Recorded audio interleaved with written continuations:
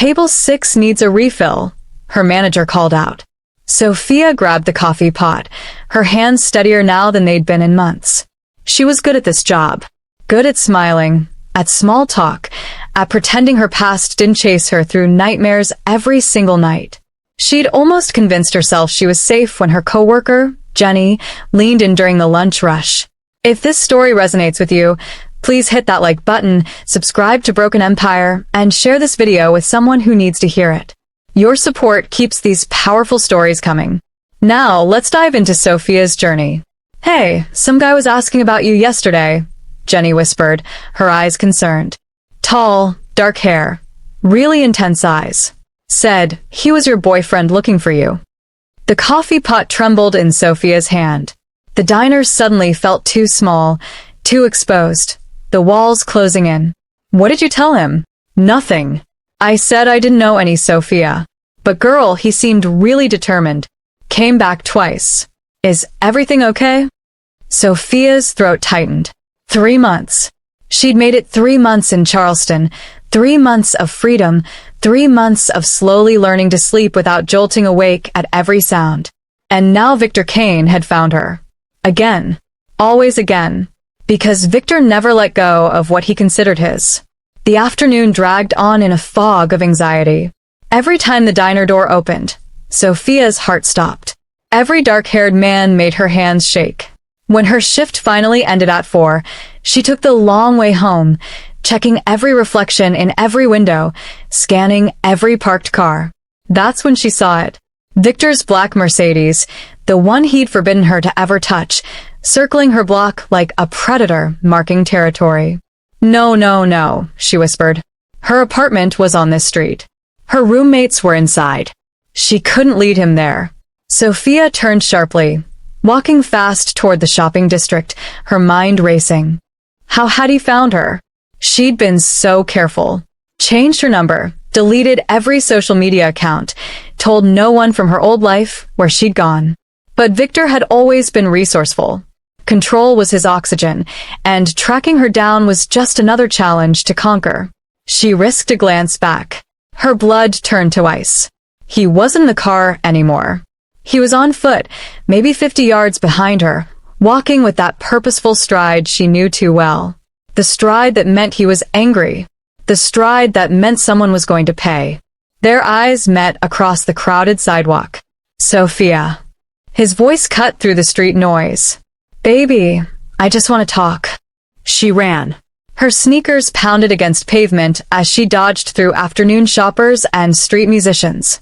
Left at the corner, right down an alley, anywhere away from that voice that used to whisper sweet things before explaining why he needed her passwords, why he had to approve her friends, why loving her meant owning every piece of her life. Sophia, stop. Don't make this harder than it needs to be. His voice was closer. He was faster than her, always had been. Sophia's lungs burned as the Haven Café materialized ahead, its warm lights glowing like a beacon. She burst through the door, the cheerful bell announcing her panic to everyone inside. The café was beautiful in a way that felt alien to her now. Exposed brick walls, leather booths, the rich aroma of fresh espresso mixing with cinnamon. A dozen customers looked up at her frantic entrance. Sophia forced herself to slow down, to act normal. She approached the counter with shaking legs. Chamomile tea, please, she managed, fishing crumpled bills from her apron pocket. The barista, a young woman with kind eyes, smiled warmly. Sophia took her tea to the corner booth farthest from the door, watching the entrance like a rabbit watching for hawks. Maybe he hadn't seen where she went. Maybe she'd lost him in the crowds. Maybe this time she'd actually escaped. She took a sip of tea, willing her hands to stop trembling, willing her heart to stop hammering against her ribs. The bell chimed. Victor Kane walked in, and time seemed to stutter. He was exactly as she remembered. 6'2", athletic build, expensively dressed in dark jeans and a leather jacket. Handsome in that dangerous way that had first attracted her before she understood what lay beneath. He scanned the café methodically, those ice-blue eyes that once made her feel special, now making her feel hunted. He smiled when he spotted her. That smile that used to melt her insides now made her want to sink through the floor. "There you are," he said, walking toward her booth with false casualness. "We need to talk, Sophia. You can't keep running from me." Sophia stood on legs that barely supported her weight. She couldn't do this. Not here. Not again. Not after everything it took to get away. Her eyes darted desperately around the cafe and landed on a man sitting 2 tables over. Mid-30s, sharp suit, laptop open, absorbed in what looked like business documents. But something about his presence felt solid, grounded, safe.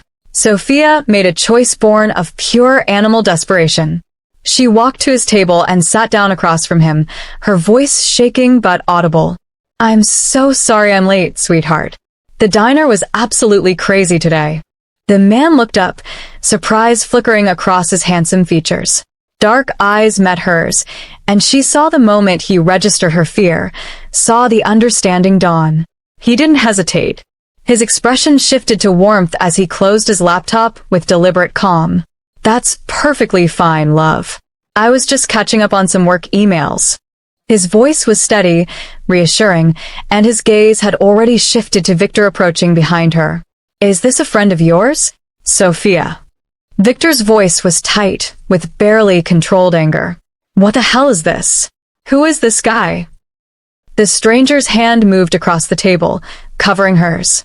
His palm was warm, his grip gentle but grounding. "I'm sorry, is there something I can help you with?"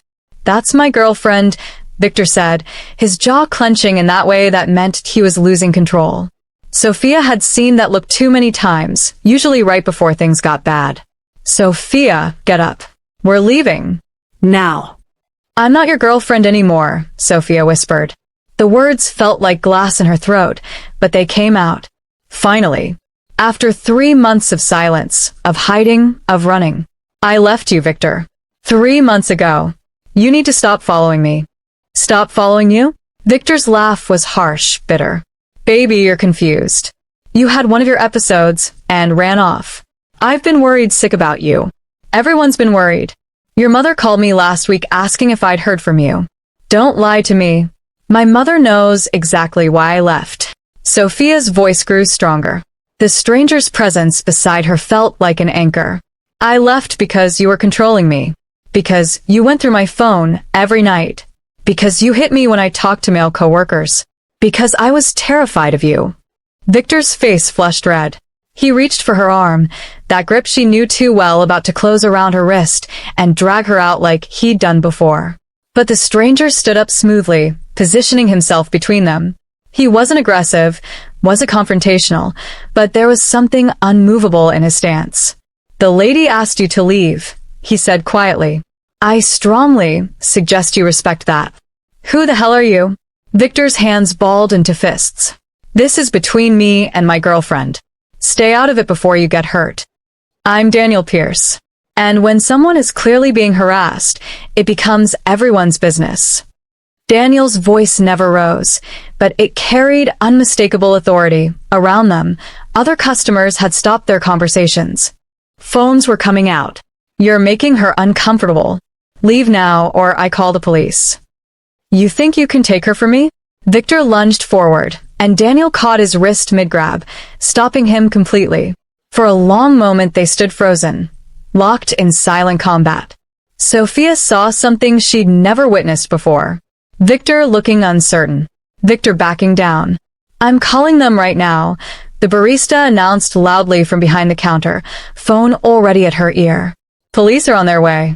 Victor's eyes swept the room, counting witnesses, counting phones recording him. His carefully maintained mask was cracking. "This isn't over, Sophia. You think you can just leave me? You think you can humiliate me like this? You belong to me. You'll always belong to me. I'll find you wherever you go." "No."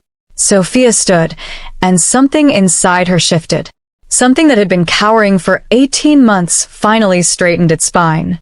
"I belong to myself. I'm done being afraid of you, Victor. I'm done letting you control my life. It's over." The police arrived in a blur of blue uniforms and questions. Multiple customers gave statements about Victor's aggressive behavior. The barista provided security footage. Daniel stayed close to Sophia without crowding her, never touching her without permission, just solidly present. When Victor was finally escorted out with a formal warning and information about an emergency restraining order being filed, Sophia collapsed back into the booth, adrenaline leaving her body in shaking waves. "I'm so sorry," she said, tears finally breaking through. "I shouldn't have dragged you into this. I just panicked. I didn't know what else to do. Don't apologize." Daniel sat across from her, giving her space but staying near. "You did exactly what you needed to survive. That took incredible courage." It didn't feel like courage. It felt like desperation and terror. Sometimes they're the same thing. He paused, studying her with those calm, understanding eyes. "I'm Daniel, by the way. Officially introduced this time. Sophia Chen. Though you already knew that part." She managed a weak, watery laugh. "Thank you doesn't seem like enough. I don't know what would have happened if you hadn't been here. You would have found another way. Survivors always do." Daniel signaled the barista for 2 coffees. "Do you have somewhere safe to stay tonight?" "Somewhere he doesn't know about." Over the next 2 hours, as the cafe filled with evening customers and emptied again, Sophia told Daniel her story. How Victor had seemed perfect at first. Attentive, romantic, interested in every detail of her life. How that interest slowly became interrogation. How romance became possession. How "I love you" became "show me your phone" and "who are you talking to" and "you can't wear that" and eventually "you made me do this." How leaving meant abandoning everything she knew, everyone she loved, because Victor had systematically isolated her from anyone who might help. Daniel listened without interruption, without judgment, without those empty platitudes people offer when they don't understand. When she finished, he pulled a pen from his laptop bag and wrote on a napkin. "This is Dr. Sarah Martinez. She's a counselor who specializes in domestic abuse and trauma. This is Rebecca Thompson, a lawyer who handles restraining orders and protective orders, often pro bono. And this," he hesitated, seeming to weigh his words carefully, "is my personal number. No pressure. No expectations. No strings. But if you need help, or just someone to call when you're scared, I'm here." Why would you do this for a complete stranger? Daniel's expression darkened, pain flickering across his features. "My mother spent 10 years with someone like Victor. I was too young to help her then. Too small to stand between them. I'm not too young anymore. I'm not too small anymore." The next week was a whirlwind of legal proceedings. Victor violated the restraining order twice, showing up at Murphy's diner and later at Sophia's apartment building. Each time, she documented it with photos and police reports.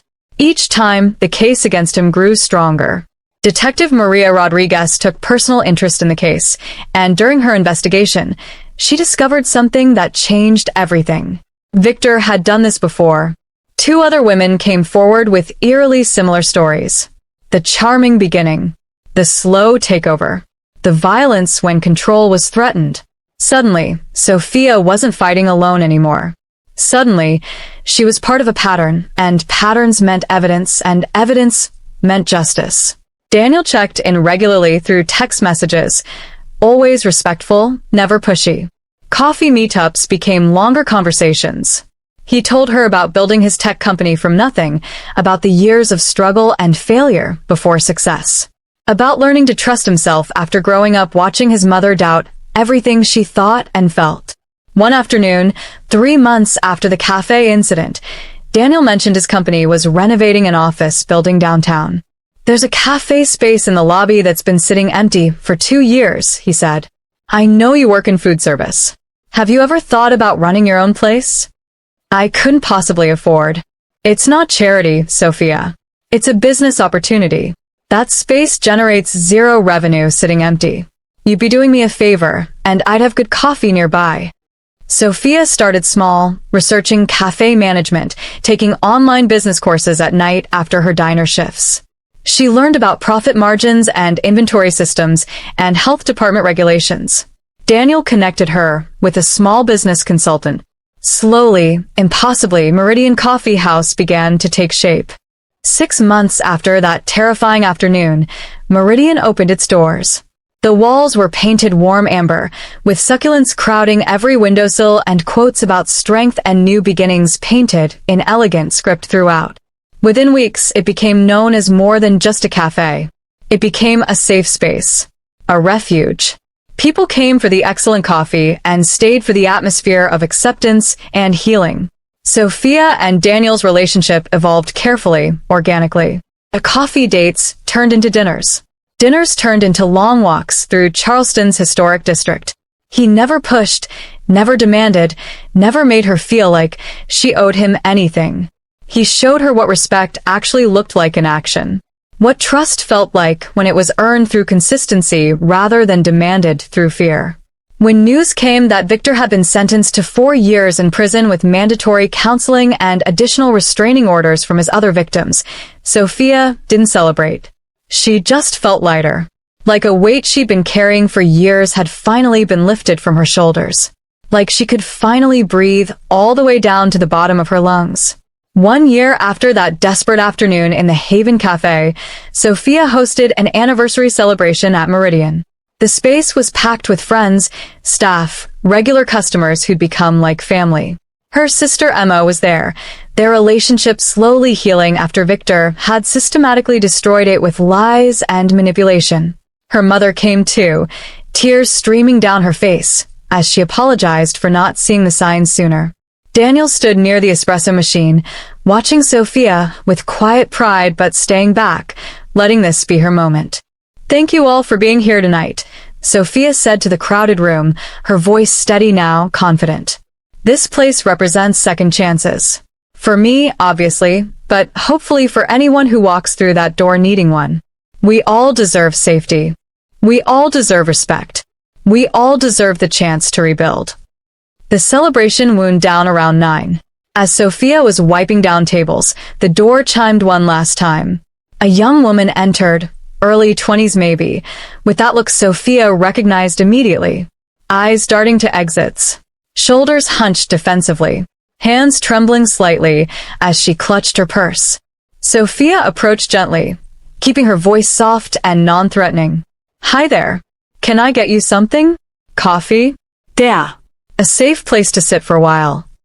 The woman's eyes filled with tears. She nodded, unable to speak. Sophia guided her to the corner booth, the same spot where she'd sat a year ago, terrified and desperate. She took the woman's shaking hand in hers. "Take your time. You're safe here. There's no pressure, no judgment. And when you're ready, if you want to talk, I know people who can help. Good people. You're not alone in this." Daniel watched from across the room. Sophia met his eyes and smiled. A real smile. A free smile. A smile that said she'd finally found her way home to herself. So, what do you think about Sophia's journey from fear to freedom? Have you, or someone you know, experienced something similar? What part of this story resonated most with you? Drop your thoughts in the comments below, because your stories matter too. And if this touched your heart, please hit that like button. Subscribe to Broken Empire for more powerful stories of survival and transformation, and share this video with someone who might need hope today. Remember, healing is possible. You are stronger than you know. You deserve safety, respect, and love. Thank you for watching, and I'll see you in the next story.